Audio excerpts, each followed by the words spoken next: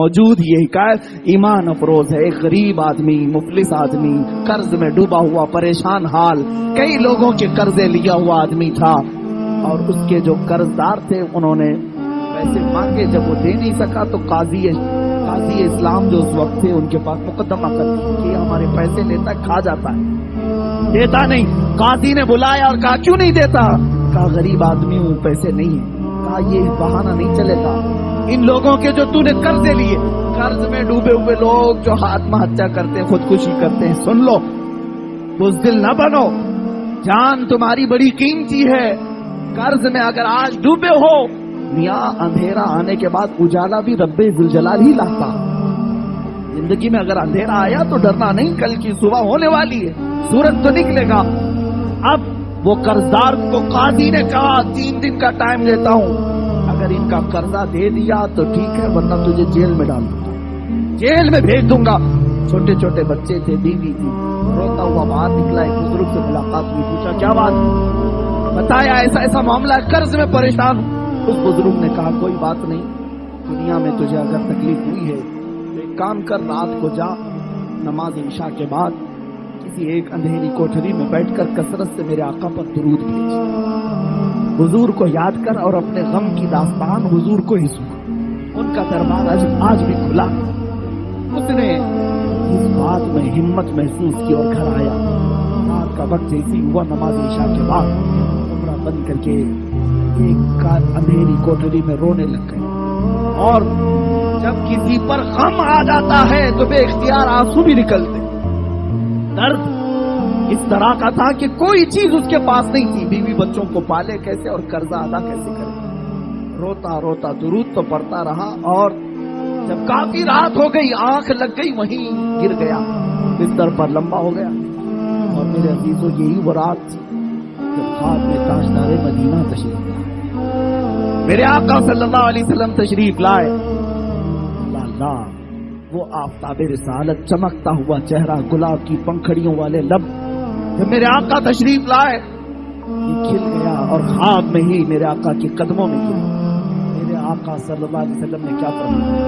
اے میرے غلام، کیا تو نے مجھے یاد کیا؟ کیا تو نے مجھے پکارا؟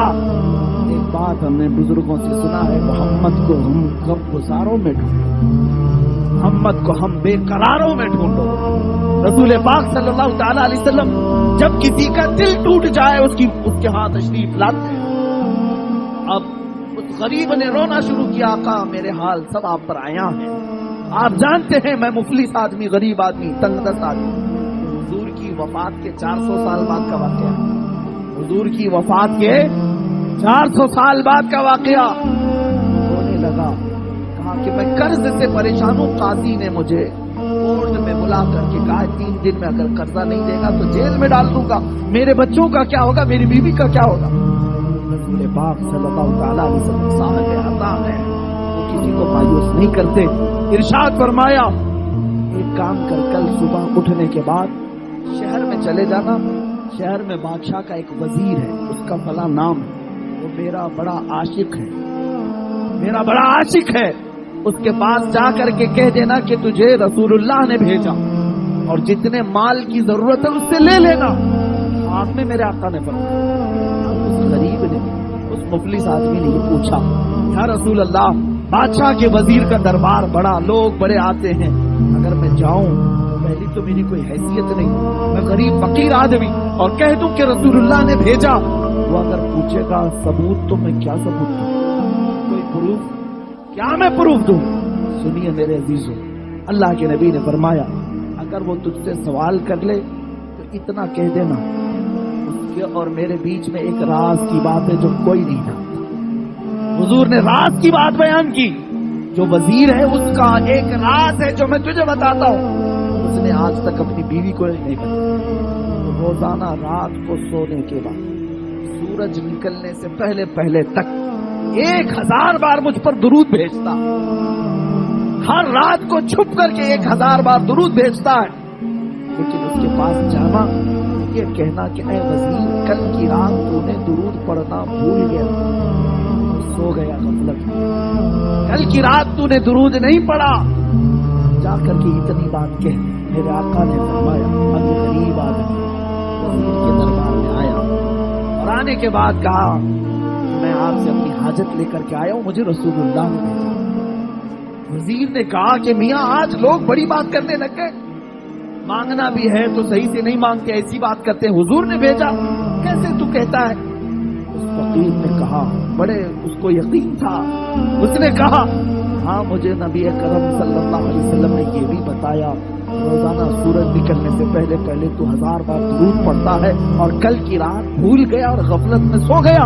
اتنا سنتے ہی وہ اپنی کرسی سے اچھل آیا اور کہا یہ بات میں نے اپنی بیوی کو تک نہیں بتائی، کسی کو نہیں معلوم، اور اگر تو جانتا ہے تو آج تو میں کامیاب ہو گیا، آج تو میں کامیاب ہو گیا۔ اب مجھے یقین ہوا کہ میرا درود حضور تک پہنچ بھی رہا تھا، میرے آقا سن بھی رہے تھے۔ اے آنے والے بتا تجھے کیا چاہیے؟ اس نے کہا میری یہ حاجت ہے۔ اس وزیر نے کہا ایک دو نہیں، میرا پورا خزانہ تیرے لیے ہے، آج تو نے جو بشارت لائی ہے، آج جو خوشخبری لائی ہے وہ میری زندگی کی معراج ہے۔ جس مصطفیٰ کے لیے میں رات رات بھر بیٹھ کر کے درود پڑھتا تھا، ایک غریب نے میرے مصطفیٰ کی بشارت میرے گھر تک لائی ہے۔ عزیزان گرامی وقار، وہ خوش ہو کر بہت سارے مال سے اسے نوازا۔ سنو ابھی واقعہ ختم نہیں ہوا، اصل بات تو یہاں شروع ہوتی ہے۔ اب وہ لے کر کے آیا، 2 دن بھی نہیں گزرے تھے، قاضی اسلام کے پاس آیا اور قاضی صاحب سے کہا ان قرضداروں کو بلاؤ جو مجھے بار بار قرض کا تقاضا کرتے ہیں، مال کا تقاضا کرتے ہیں۔ انہیں بلایا گیا، قاضی اسلام عدالت کی کرسی پر بیٹھے اور اس کے بعد اس مفلس اور غریب نے کہا آج جس کا جتنا قرض ہے سب دینے کو تیار، مال بھی میرے پاس ہے، پیسہ میرے پاس ہے، سب دے دوں گا۔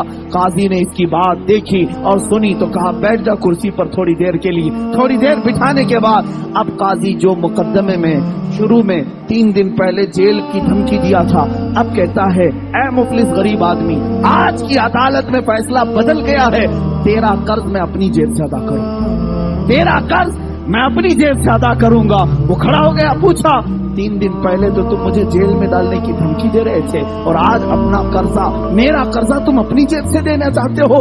یہی بات 3 دن پہلے بھی کر سکتے تھے۔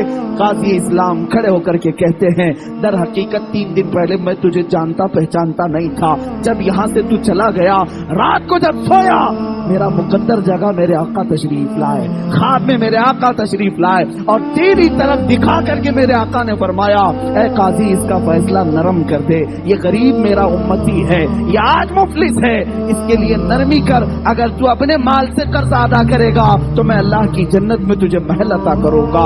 اے غریب، اے مفلس، میں یہ سودا تیرے ہاتھ نہیں بیچنا چاہتا، میں تیرا قرض خود اپنے ہاتھوں سے ادا کروں گا۔ اب قاضی اسلام بتاؤ، کسی کورٹ کا جج کھڑا ہو کر کے کسی مجرم کی طرف سے صفائی دے رہا ہو اور اپنا قرضہ بھی دے رہا ہو، ایسا سننے کو نہیں ملتا۔